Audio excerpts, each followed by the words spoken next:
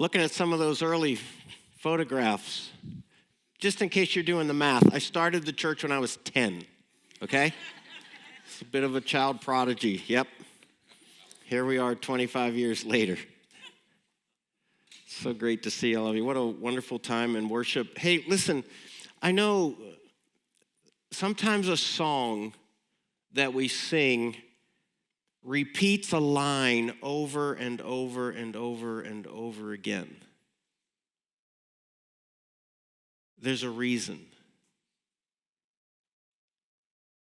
The writer of that song was trying to drive a thought down deep into our being. And that last song we sang was so powerful. And it's reminding us He is with you. He is for you. Sometimes we just have to keep telling ourselves that over and over again. Wait a second. God's for me. He's not against me. Does that make sense?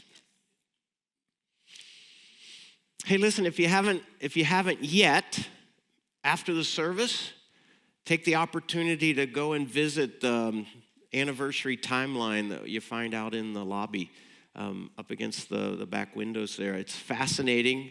Tiffany Crenshaw, who's on our staff team, did an outstanding job putting all that together. And just stop by. It gives a little history of CiboloCreek and some of the highlights and some of the people who've been a part of our story that we're celebrating this year. And I think you'll really, really enjoy it. So this month, we've been focused on the kickoff of our 25th anniversary celebration, and I decided that we'd spend the month of November focused on some biblical perspective on our anniversary. And one of the challenges that I've been sharing with you this month is that we just have this wonderful growing congregation that's changing. We have folks who've been around since, the early years. We have a lot of people who are brand new to CiboloCreek. We have folks who are here on campus. We have people who are joining us online. And I just was trying to think of some ways that we could all get on the same page together, regardless of what our experience is right now with the history of CiboloCreek.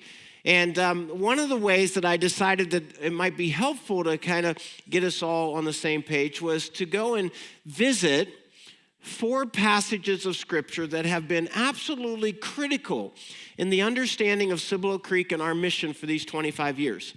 And we talked a lot about them in the early days. Maybe we should talk about them a little bit more here in these days as a way to kind of get us all thinking in the same direction. But I just want to take you to these 4 passages. And so in the first week, we looked at Luke chapter 15, because that's been one of the premier passages in the life of this church. And Jesus tells the parables of the lost sheep, the lost coin, and the lost son. And there's a very, very powerful lesson that he's teaching us about the nature of God's heart, and particularly as the expression of God's heart through the church. And so here's what we see in Luke chapter 15. We see that lost people matter to God. And therefore, as Christ followers and as a people of God, they ought to matter to us. And so from the earliest days of CiboloCreek, we've always had this place of in our hearts of thinking, how can we make our church accessible and available and approachable to somebody who might be far from God, who's never been to church or has some bad experiences with church and doesn't believe in Jesus? How is a way that we as a congregation could serve them? And so here at CiboloCreek, we think in this way. We're a close-knit family of Christ followers developing the heart of Jesus for people who are far from God. That's an integral part of understanding CiboloCreek.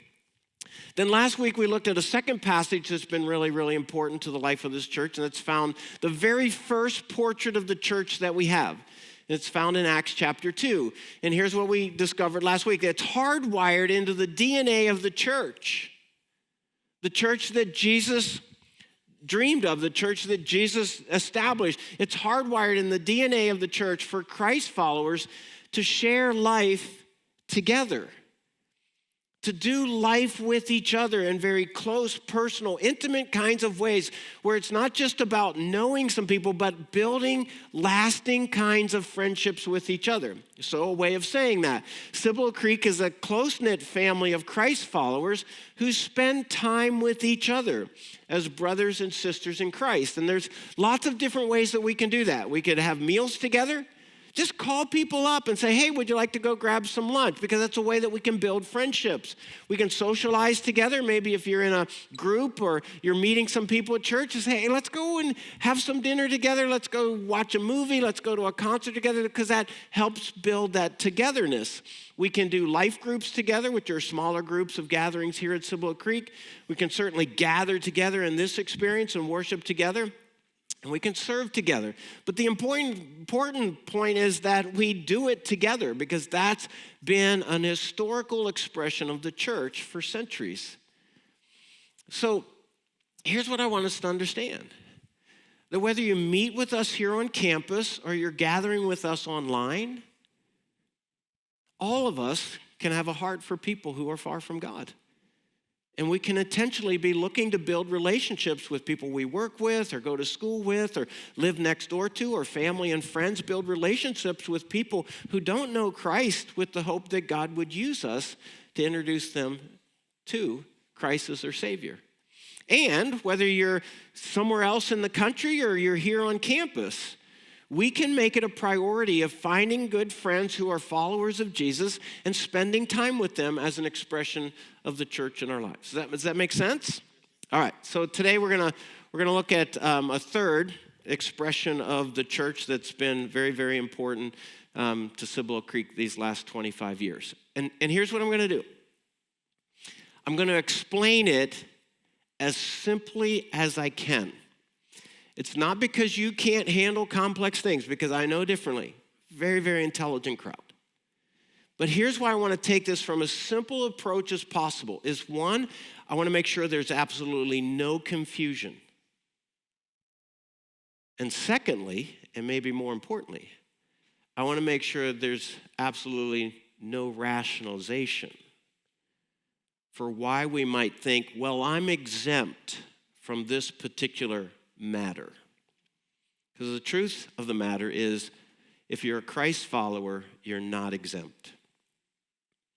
We can talk all day about spiritual growth, but if our spiritual growth is not taking us in the direction of what I'm going to talk about today, then our spiritual growth is actually headed in the wrong direction. There's so much more to spiritual growth than the accumulation of deep and profound theological or biblical truth. The objective of spiritual growth, you listening? The objective of spiritual growth is to become like Jesus. And if our pursuit of spiritual growth isn't turning us into a better reflection of the heart and the life of Jesus, then we're doing it wrong.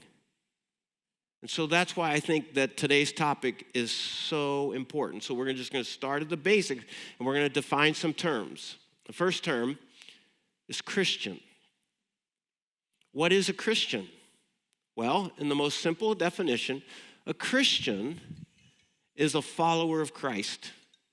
Somebody who has aligned their life to the pursuit of living like Jesus asked us to live. So it's important that you understand that a Christian isn't someone who was born into a home where your parents were Christians. A Christian isn't somebody who goes to church a lot. A Christian isn't somebody who believes in Jesus and kind of recognizes his place among all the other religious leaders of history. No, a Christian is someone who's made a faith decision to follow Jesus in the way that he invites us to live. So it's really important for me that you understand that Christ followers are very different than church attenders. Now, here's what we know from what we read in the New Testament and we learn about our faith is Christ followers, listen, Christ followers are church attenders, Christ followers for the whole span of history have been gathering together in local circles of other Christians in their area. And when they get together for worship and they get together to serve and they get together to pray, Christ followers are there because that's an important expression of what it means to be a follower of Christ. But here's what you need to understand. Church attenders are not necessarily Christ followers. Millions of Americans go to church every Sunday. They go to church religiously, but they don't follow Jesus Christ. Does that make sense? Okay, so let's talk a little bit about like the human story. The human story essentially goes something like this. Around the age of 12, 13, or 14, we as human beings, we start wanting to pursue something that feels a little bit more like independence. This is the great and classic tension between parents and their children. Because at about 12, 13, 14, a child's starting to put some distance and kind of become their own person. And they're trying to figure that all out, and it's crazy, and there's hormones, and there's so many impressions, and it is a really difficult season of life. 16, 17, 18, 19, 20, we're starting to develop this sense that I'm on my path, this sort of autonomous, self-determined direction of life. And it's now about my ambitions, my goals, my lifestyle, my choices, my accomplishment. And there's a lot of nobody's going to tell me how to live my life. And so we develop this whole mindset as human beings is that I'm on this path, an autonomous, self-determined path. Nobody's going to tell me how to live my life. And then you start waking up to the fact that, well, there comes this point where my boss tells me a lot about how I'm going to live my life. And, come to think of it, my spouse tells me a lot about how I'm going to live my life. Oh, wait a second. My children have a huge say a lot of how I live my life. And you realize that maybe autonomy is a bit of a myth. But we still live with this sense of resolve that I'm going to live my life, my agenda, my priorities, my preferences. And somewhere along the line of living my life, directing my path, being in charge of my destiny, Jesus intersects my path. The story of Jesus and the message of the gospel crosses path with my life.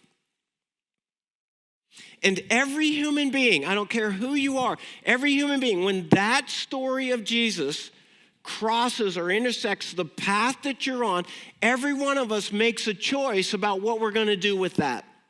Maybe it's when you're a kid and you go to some Christmas presentation at a church and you learn about the story of Jesus. Or maybe a friend in college tells you about their faith in Jesus. Or maybe you read a book and the name comes up. Or you went to college and you had a professor who just ragged on Christianity and Christians all the time. But your path crossed with this message of Jesus. And every one of us makes a decision about what we're going to do with that information. And a lot of people, the majority of people, they decide, I don't believe that stuff. Or I don't need that. And so I'm just going to ignore it. I'm going to set it aside. And I'm going to continue on the path that I am creating for my life. Now, some people, they hear the story of Jesus, they hear the message of the gospel, and they see themselves in the story because Jesus talks about this thing called sin. And they go, wait a second, I do that. I've broken God's laws. I've ignored the way that God asked me to live as a human being. If that's true, I've violated the sensitivities of a holy and righteous God, and I stand condemned for my sin before him. And then the message of the gospel means good news, and suddenly the good news starts to make sense that I as a sinner, I've offended a holy God, I've broken God's laws, but the good news is Jesus came to this earth and he died on a cross and he rose again, and through his death he paid the penalty for the sin that I'm guilty of. And when he rose from the dead, he offered me forgiveness and extended me to the gift of salvation, which comes with the hope of eternal life. And some people make the decision, oh, wait a second, that's my story. And so they make a decision and they place their trust in Jesus Christ as their Savior. And then that's when the path that they're on changes, because Jesus is going in a different direction. And so the path that was going this way suddenly becomes a path of following Jesus. This has been very vivid in my mind. This is the way that it's worked for me, is that I came to a place in my life where I decided, wait a second, I'm no longer on my path. I'm now standing behind Jesus. And whatever direction he's going in is the direction that I need to go in. That's what it means to be a follower of Jesus. And so as I learn about what direction Jesus is going in, I give myself then to following in that same direction. Does that make sense? Okay, so here's the deal. When we get behind Jesus and we start following his path, we learn from him how he wants us to live our life. And so here's what that looks like. Following Jesus is I start doing the things that Jesus would do. I start going to places that Jesus would go. I start looking for people that Jesus would prioritize. He loves everybody, but we see from his life, there was a certain group of people that he had a certain energy for and a certain passion for and a certain priority for. And so attitudes that Jesus would possess have to become my attitude. Values that Jesus affirms need to become my values. Priorities that Jesus would honor. Habits that Jesus would model. Lifestyles that Jesus would pursue. That now becomes the path that I'm on because I am a what? A Christ follower. That's what it means to be a Christian. Is to head in the direction that Jesus would head. So this has been very clear in my mind for some time now. And I hear Jesus in these ways, that I can imagine him saying these kinds of things. Paul, I'm headed in the direction of humility. Follow me.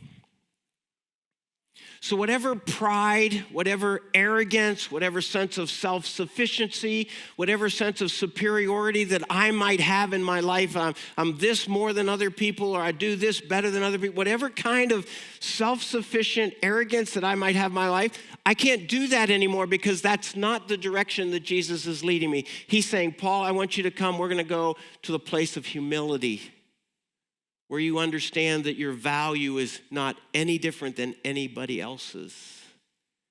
Paul, come on, we're going to go in the direction of compassion. We're going to go in the direction of compassion where it's no longer acceptable to just say you love people. But now that love has to be turned into action. You have to have a certain tender-hearted perspective on other people's pain, and you need to want to get into that pain with them and help them because I'm moving in the direction of compassion. You can't say, well, I don't do the touchy-feely stuff, and that's not really how I'm wired. I'm kind of type A. I like to move fast, and I don't really want to get bogged down in other people's problems. And Jesus goes, that's fine, but that's not the path I'm on. I'm going in the direction of compassion. Paul, I'm going in the direction of forgiveness. Oh, Jesus, not forgiveness. They hurt me. And, well, quite frankly, Jesus, I'm trying to hurt them back by freezing them out of my world and not being kind to them or even saying hi to them. I don't want anything to do with them. And Jesus said, yeah, I know. Aren't you glad I didn't treat you like that? I'm going in the direction of forgiveness.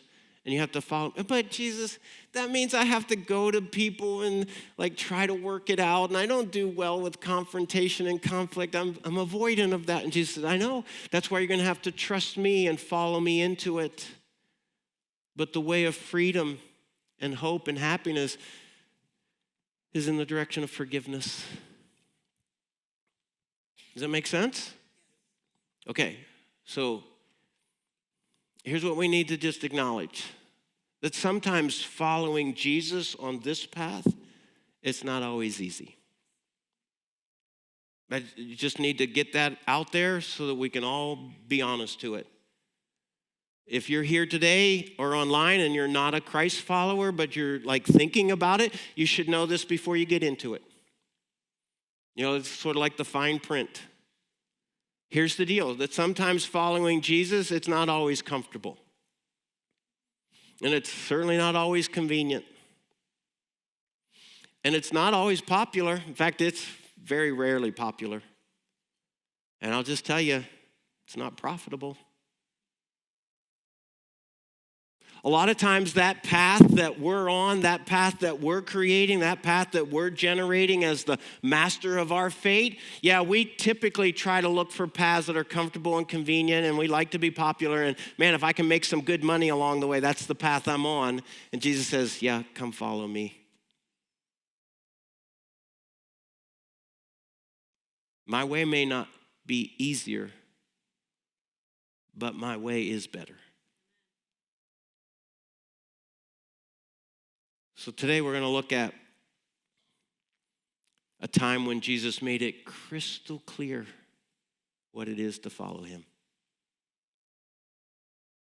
So whenever a Christ follower hears Jesus be very specific about what it means to follow him, what a Christ follower does is he sits on the edge of his seat with curiosity, like, I want to hear this. So there's no question about the direction that Jesus is going to take me.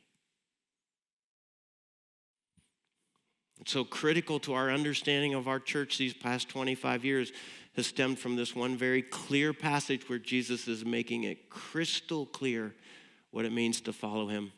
John chapter 13, it was just before the Passover festival. Jesus knew that his hour had come for him to leave this world and return to the Father. This is just hours before the crucifixion. I love this line. Having loved his own who were in the world, the disciples, he loved them. Having loved his own who were in the world, he loved them to the end. So what we're about to witness is Jesus demonstrating just how much he loved the disciples who were around him. This is about an expression of love. So we read this. The evening meal was in progress. So Jesus got up from the meal. He took off his outer clothing. Now please, remember that line right there. That one's more important than any other line in the passage. He took off his outer clothing and he wrapped a towel around his waist. Remember that line, because that's really what the passage is about. And after that, he poured water in a basin and he began to wash his disciples' feet, drying them with the towel that was wrapped around him. And when he had finished washing their feet, he put on his clothes and he returned to his place. Remember that line. This isn't about washing feet.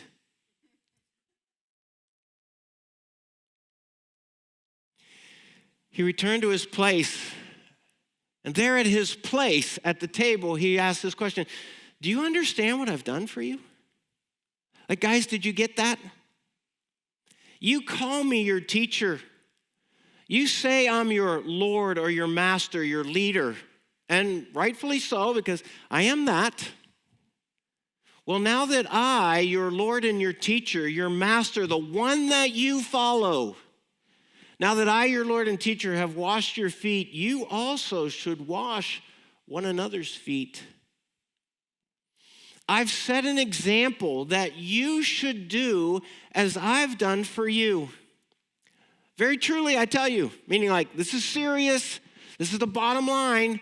No servant is greater than his master, nor is a messenger greater than the one who sent him.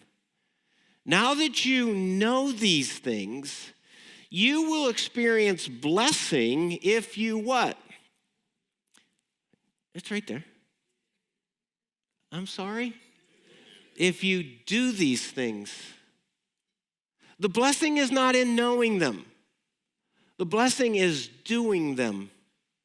Living your life in this direction. Jesus saying, guys, I'm headed in this direction of serving others. So there's this whole cultural and contextual background to this passage. We'll just make it really simple. Most people in Jesus' day, they walked in bare feet. Maybe if they had some money, they might have some sandals. Streets in Jesus' day were not paved. They were dirt roads traveled by pedestrians and animals. And so, your feet got dirty during the day. So if you went to somebody else's house during the day, the custom was that you would be greeted at the door by a servant. Now, if somebody was wealthy enough to have servants, you might have a servant who took care of meals. You might have a servant who took care of the animals. You might have a servant that would keep the house. But the servant who was the lowest on the totem pole, the servant that every other servant gave them the things that they didn't want to do, that was the servant that would meet you at the door with a basin of water and a towel, and they would kneel down and they would wash your feet before you came into the house. They were the lowest of the lowest. In a class, in a caste, in a demographic that's not unlike ours. But here's what I want you to understand. He wasn't modeling foot washing. He wasn't establishing a practice for the church, because we never read about foot washing ever again in the New Testament. Here's what he was doing. He was modeling the humility that his followers would embody, that they would be willing to do the most menial, the messiest, the most unbecoming act of serving others. That's what the passage is about. You see, it all goes back to what he does with the clothes and where he sits at the table. You see, he's sitting at the head of the table and he's wearing the clothes that distinguish him as a rabbi. A rabbi in society of the first century was like at the top of the heap. They were the holy ones of God. They were the teachers of the Old Testament scriptures. They were perceived as the smartest, the most intelligent, and the most spiritual people in all of society. And they had clothes that they wore that marked them as a rabbi. It wasn't difficult to walk down the street and go, oh, that man's a rabbi. Oh, and that man's a carpenter. That man's a fisherman. And that man, he's a farmer. But that guy over there, he's a rabbi because of what he wore. And where was he sitting? He was sitting at the head of the table. But during the meal, he gets up and he takes off all the trappings. He removes the social definition of who he is in the society. And he does what? He takes off those clothes and he puts on a simple towel, which would have been, everybody in society knows, oh, that's the lowest servant in the house. And he proceeds to wash his disciples' feet. And then what does he do? He puts on the clothes again that distinguish him as a rabbi, and he goes back and it says he takes his place at the table. And Jesus is modeling for his disciples that if you're going to follow me, you must be willing to serve anybody and everybody. What it means to follow me is to have the heart of a servant who will drop all the facade of the position that you hold and the power that you have and the privilege that you enjoy, and you'll just set that aside because in the following of Jesus, that's not important. What's important is that you love others and you serve them well, with a good heart and a willing spirit. Jesus is saying, I don't care who you are. I don't care how smart you are. I don't care how important you are. I don't care how wealthy you are. I don't care how popular you are. I don't care how powerful you are or intelligent you are, how accomplished you are. I don't care about any of that. That makes no difference in the kingdom of God. What I care about is how you treat other people and how you take care of them. So a Christ follower is never above helping another.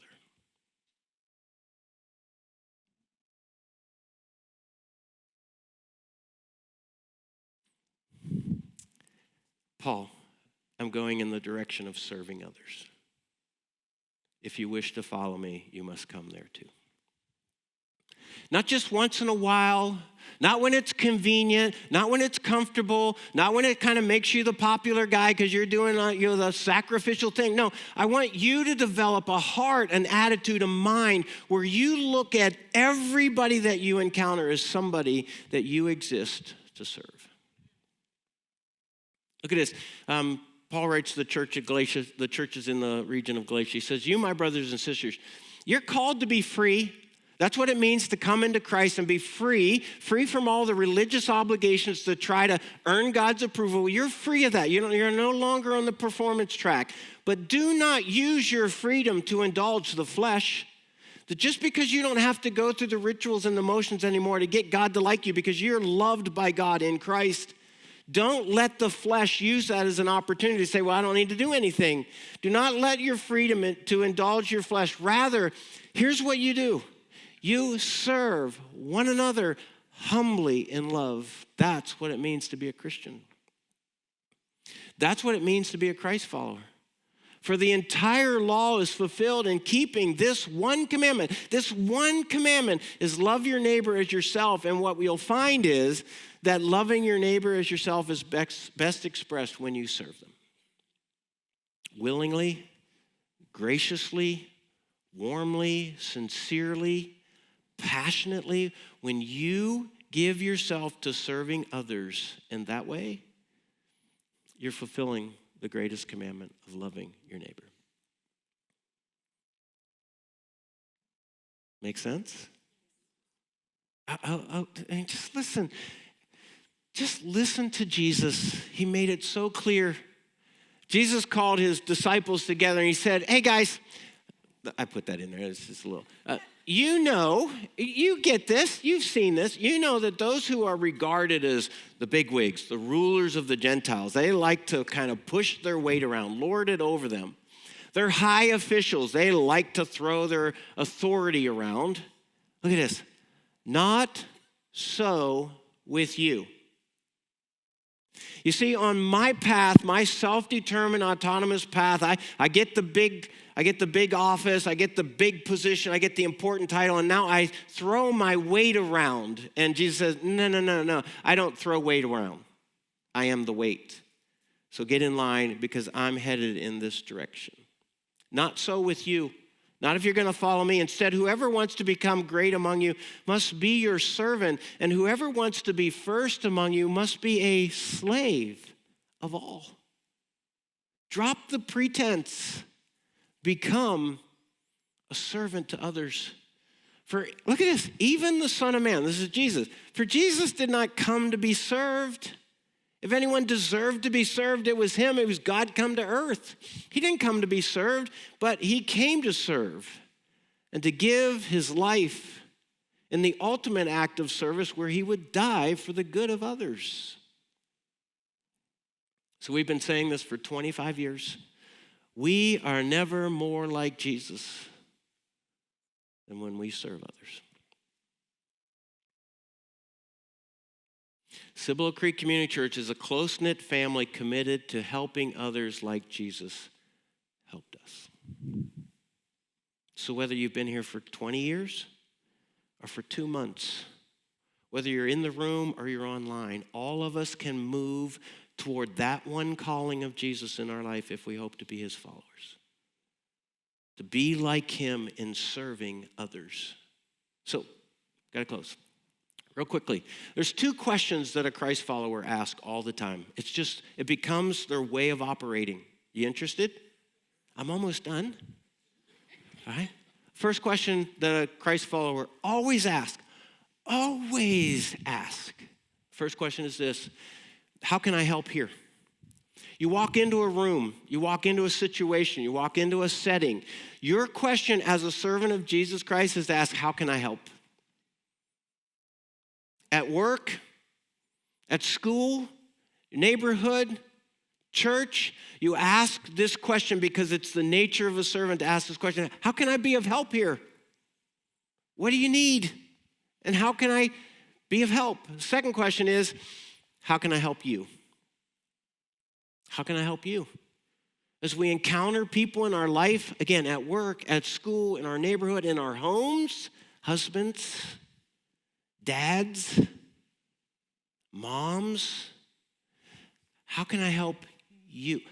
Wives, how can I help you? Because that's the nature of how a servant thinks. Not because there's slots to fill, not because there's so many needs.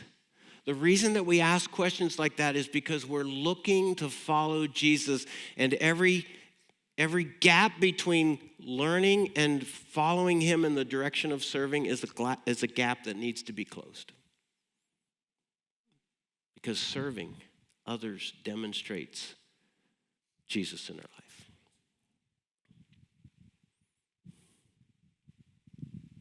So the question all of us have to ask is that if you are a Christ follower, am I following him hard in the direction of becoming a servant to others? Because you're never more like Jesus than when you serve others in love.